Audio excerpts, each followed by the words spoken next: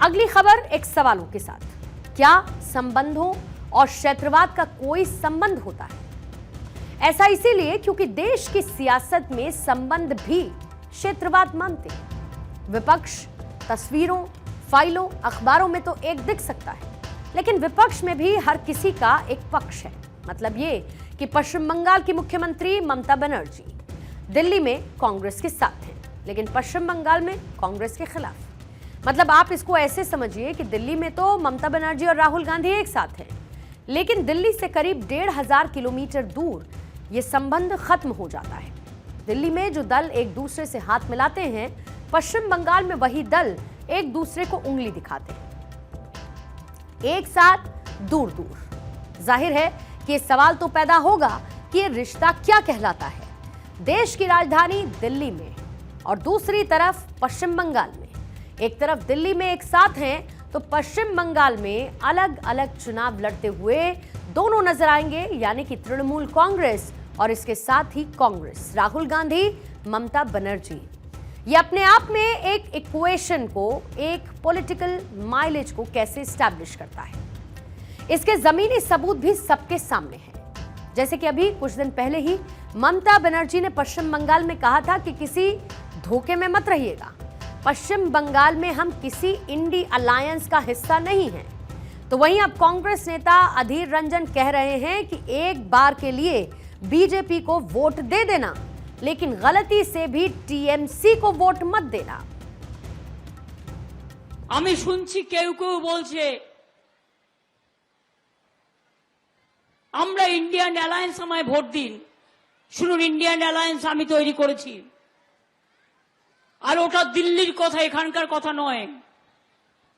এখানে Congress CPM Indian alliance করে না, ওরা বিজেপি করে। তাই তৃণমূল কংগ্রেসের বিরুদ্ধে একটি ভোট কংগ্রেসকে দেওয়ার অর্থ বিজেপিকে দুটো ভোট দেওয়া, সিপিএম কে একটি ভোট দেওয়ার অর্থ আবার অত্যাচারের দিন ফিরিয়ে নিয়ে আসা, অন্য কাউকে একটি ভোট দেওয়ার অর্থ বিজেপির হাত শক্তিশালী করা।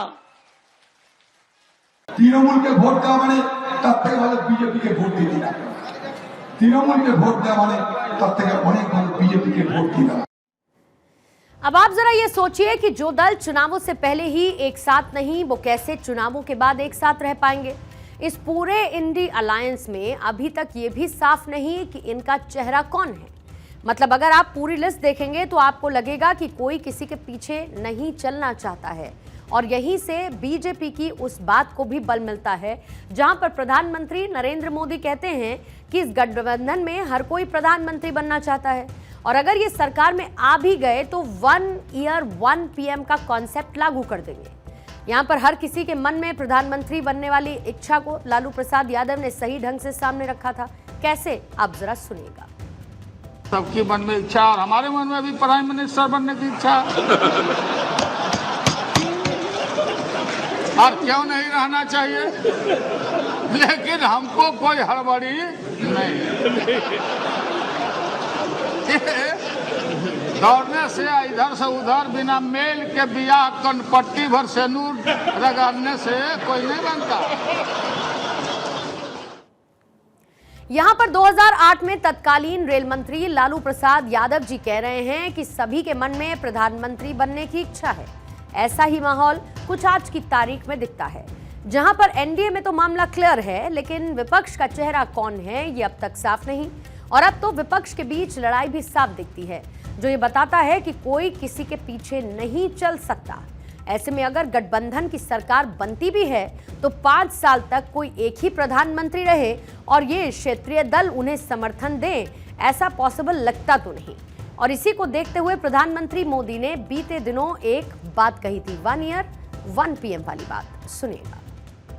लेकिन अभी कुछ मीडिया रिपोर्ट में आया है कि मोदी बार बार पूछ रहा है कि भाई बताओ तुम्हारा नेता कौन, किसको किसको सुपुर्द करे। तो बोलते हैं उन्होंने फॉर्मूला बनाई है, उन्होंने फॉर्मूला बनाई है कि कौन प्रधानमंत्री बनेगा। कहा जा रहा है कि ये लोग 1 ईयर 1 PM फॉर्मूला बना रहे हैं, यानी 1 साल 1 PM। पीएम मोदी कह रहे हैं कि विपक्ष में हर नेता प्रधानमंत्री बनना चाहता है, और ऐसा क्यों? क्योंकि इंडी अलायंस में कई दल शामिल हैं और हर दल अपने नेता को पीएम के तौर पर देखना चाहता है। मतलब यह है कि कांग्रेस चाहती है कि राहुल गांधी देश के प्रधानमंत्री बने, टीएमसी चाहती है पश्चिम बंगाल की मुखिया ममता बनर्जी को पीएम बनाया जाए, शरद पवार की एनसीपी अपने नेता को देश के प्रधानमंत्री पद की कुर्सी पर बैठकर देखना चाहती है, और ऐसे ही कुछ सपने उद्धव ठाकरे की पार्टी भी देख रही है। इस रेस में समाजवादी पार्टी भी अब पीछे नहीं, और उनका इरादा अखिलेश यादव को पीएम बनते देखने का है। तो इधर तिहाड़ जेल में बंद दिल्ली के सीएम अरविंद केजरीवाल की पार्टी की तमन्ना भी उन्हें पीएम बनाने की ही है। चुनावों के बाद जब पूर्ण बहुमत नहीं आता तब इस तरह की स्थिति देखने को मिलती है, यानी कि जब एक दल को बहुमत नहीं आता और कई दल एक साथ मिलकर जोड़ तोड़ के फॉर्मूले के साथ सरकार बना लेते हैं, तब इस तरह की स्थिति बनना आम बात है। बहुत आसान सी भाषा में अगर कहूं तो जमीन पर जो तस्वीर दिखाई दे रही है उससे ये साफ हो जाता है कि गठबंधन में बहुत पेंच है, और अगर ये गठबंधन किसी तरीके से सरकार बनाता है तो उस सरकार में ममता राहुल पीछे कैसे चलेंगे, या फिर राहुल ममता के पीछे कैसे चलेंगे, या फिर अरविंद केजरीवाल राहुल को समर्थन कैसे देंगे, या फिर राहुल केजरीवाल को समर्थन कैसे देंगे। ये पूरा सियासी समीकरण बहुत पेचीदा लगता है। जाहिर है कि तय इन्हीं को करना है जो आगे की स्थिति में देखने को मिलने की संभावना है।